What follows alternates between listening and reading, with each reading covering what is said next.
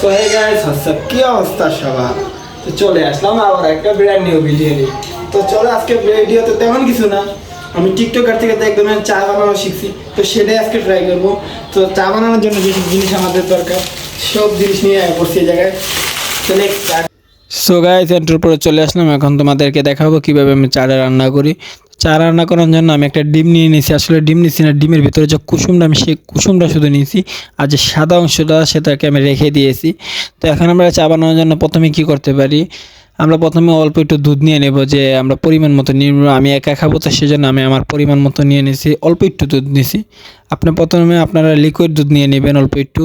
Liquid দুধ নিয়ে নিলাম আমি এটা টিকটকে দেখছি, এখন আমারও খেতে মন চাইলো, সেই জন্য আমি চেষ্টা করলাম ট্রাই করে দেখি কেমন হয়। তো আমি একটু লিকুইড দুধ নিয়ে নিলাম একটা পাত্রে, নিয়ে যে কুসুমের ডিমটা আমি আলাদা করে রেখেছিলাম সেই কুসুমের ডিমটা এখন নিয়ে নিচ্ছি, দুধের ভিতরে দিয়ে নিচ্ছি। দুধের ভিতরে দিয়ে এখন আমি একটা চামচ নেব, নিয়ে এটাকে নাড়াবো। তার আগে আমি একটু পানি নিয়ে আসি, কারণ এটা অল্প একটু পানি দেওয়া লাগে, আমি দেখেছিলাম। তো অল্প একটু পানি দিয়ে নেবেন এখানে, আপনার কুসুমটা দেওয়ার পর দিয়ে একটা চামচ নিয়ে একদম ভালো করে নাড়াতে হবে। তো আমি এখন নাড়াই নেব। তো একটা কথা বলি আপনাদেরকে, কিছু জিনিস দেখলে ট্রাই করে মাঝে মাঝে দেখা লাগে।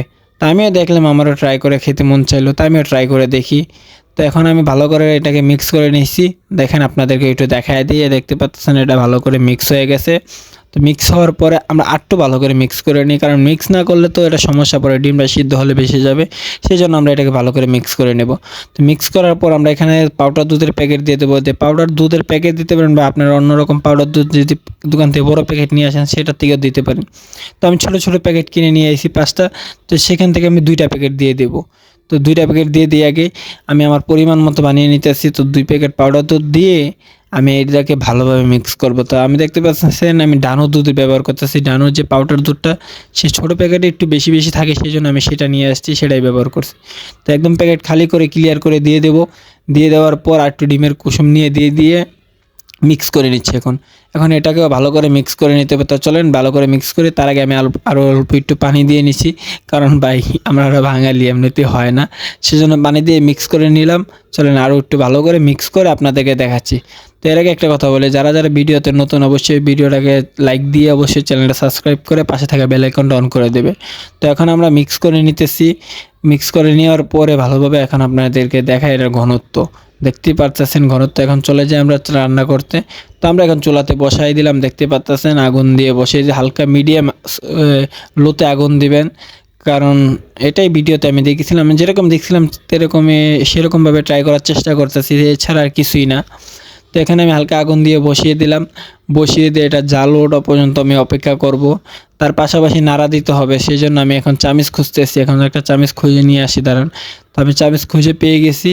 চামিচ খুঁজে পেয়ে একটু ধুয়ে নিয়ে, আগে না ধুলে তো হবে না, তো ধুয়ে নিলাম।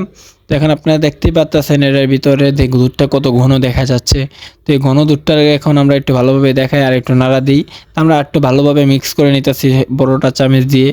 তো মিক্স করে নিয়ে এখন আমরা কি করব, এটাকে জাল হতে দেবো কিছুক্ষণ। তার মধ্যে আমি কিছু কথা বলি, আমরা টিকটকে বা বিভিন্ন জায়গায় ভালোভাবে অনেক কিছু খাবার দেখি, সেটা মাঝে মাঝে ট্রাই করতে মন চায়, সেই ট্রাইটা হয় না অনেক সময়।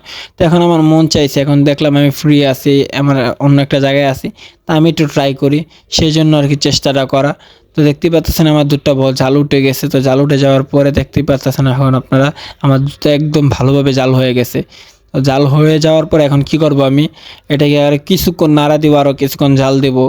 জাল দেওয়ার পরে দুধটা ঘন হয়ে আসবে, দুধটা একদম ঘন হয়ে আসবে, আর এত ঘন হবে না, ধরেন একটু ক্রিমি টাইপ হবে। তো এত ঘনও না পাতলাও না, আমি যেটা দেখেছিলাম। তো সেটাকে জাল দিতে হবে, ডিম দিয়ে জাল দিলে ভাই ঘন হয়, আমি জানতাম না, আজকে ফার্স্ট টাইম দেখলাম। তো চলেন এখানে আমরা জাল দিতে থাকি। এমনিতেই দেখতে পাচ্ছেন দুধটা আমার ঘন হয়ে আসতেছে, কি বলবো, এতটা পরিমাণ ঘন হচ্ছে, আর আমার যে এতটা পরিমাণ লোভ লাগতেছিল বলতে আমার অভাব বলতে পারতেছি না, এত লোভ। পরে আমি একটুখানি পরিমাণ মতো চিনি দিয়ে নিতে হবে, আপনি যেরকম চিনি পছন্দ করেন। তা আমি আমার পরিমাণ মোতাবেক চিনি দেখেন দিয়ে দিতেছি। তা আমি আমার পরিমাণ মোতাবেক চিনি নিয়ে নিছি। চিনি নেওয়ার পর এখন চিনিটাকে ভালোভাবে মিক্স করতে হবে। আমি চাই এটাকে নাড়াই দিব, একটু পর আগে চিনির ডাব্বাটা রেখে আছে, চিনির ডাব্বাটা রেখে এখন এটাকে ভালোভাবে নাড়াই দেবো আস্তে আস্তে করে, নাহলে দুধটা পড়ে যাবে। তো নাড়া দিচ্ছি, দেখতে পাচ্ছেন দুধটা আরও ভালোভাবে কি সুন্দর কালার নিচ্ছে। তো এখন আমি একটা চাপাতির প্যাকেট নিয়ে আসলাম।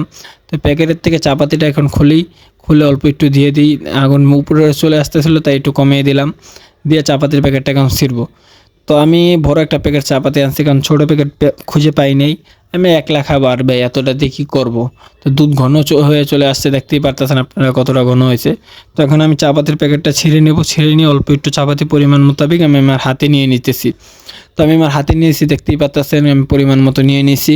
তো এই চা পাতিটা এখন দুধের ভিতরে দিয়ে দেবো। এখানে আমি আর এক্সট্রা কোনো লিকার বা অন্য কিছু ইউজ করবো না, সোজা চা পাতিটা দুধের ভিতরে দিয়ে দেবো।